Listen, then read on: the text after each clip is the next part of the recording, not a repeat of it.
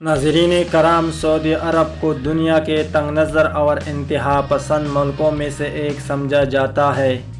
یہ ان ممالک میں سے ہے جس نے دنیا میں سب سے آخر میں غلاموں کی خرید و فروخت پر پابندی لگائی۔ 1979 سے لباس پر بہت سختی ہے۔ پولیس کو ہمہ وقت یہ اجازت ہے کہ وہ کسی بھی وقت ممنوع لباس پر مرد و عورت کو گرفتار کر سکتی ہے۔ کل مقامات پر غیر محرم کا آپس میں قربت بڑھانا بھی ایک سنگین جرم ہے، مگر وہاں اب تبدیلی آ رہی ہے۔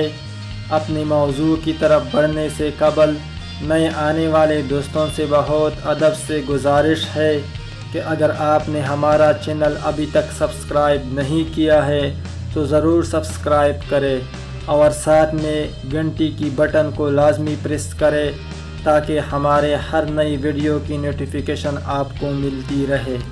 ناظرین کرام، اب سعودی عرب میں تبدیلی تیزی کے ساتھ آ رہی ہے۔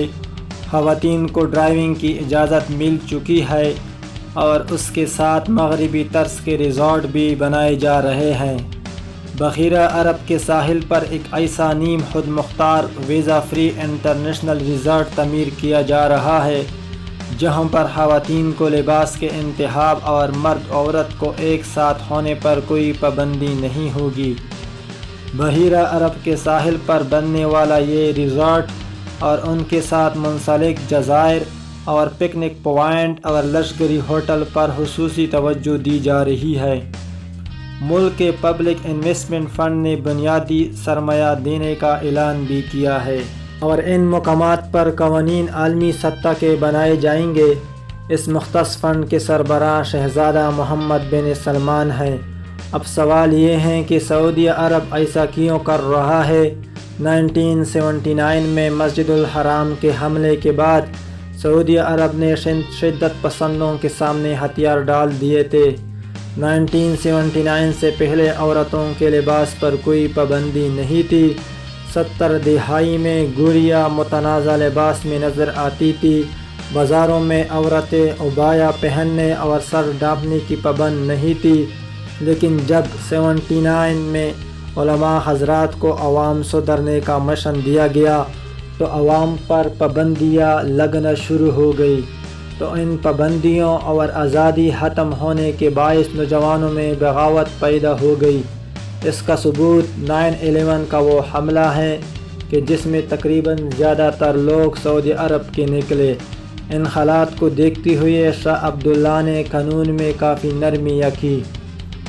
اس کے ساتھ ہی تیل کی قیمتیں بھی گرنے لگی۔ تیل کی قیمتیں گرنے کے باعث اکنامی صورتحال کافی مشکل ہو گئی۔ تیل کے باعث سعودی عرب کافی امیر تھا۔ تیل کی قیمتوں کی کمی کے باعث سعودی عرب مسلسل خسارے میں جانے لگا، تو عوام میں بے چینیاں بڑھنے لگی۔ تو سعودی عرب نے قابل ذکر اقدامات کیے، یعنی سال کو 355 دن کی ہجری تقدیم ہٹا کر 365 عیسوی کی تقدیم پر لایا گیا۔ غیر ملکی محنت کشوں کو ملک سے نکالا گیا تاکہ سعودی بے روزگار لوگوں کو روزگار مل سکے۔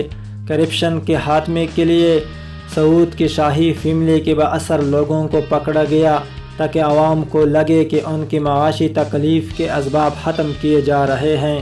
ناظرین کرام، اس سے شہزادہ محمد بن سلمان کی مقبولیت میں کافی اضافہ ہوا، خصوصاً نوجوانوں میں۔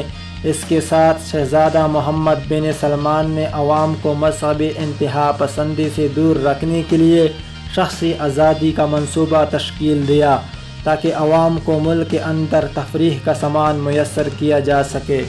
اس سے جو سعودی عوام دبئی اور یورپ میں تفریح کرنے جاتے تھے اور وہ 20 کرب کے زیر مبادلہ خرچ کر کے آتے تھے، وہ بھی بچ سکے گا۔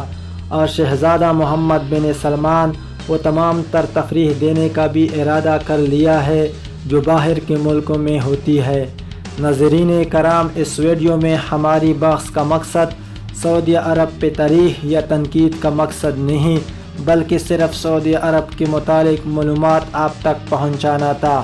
ویڈیو پسند آنے کی صورت میں اپنے دوستوں کے واٹس ایپ، فیس بک اور ٹویٹر پر شیئر کیجیے گا۔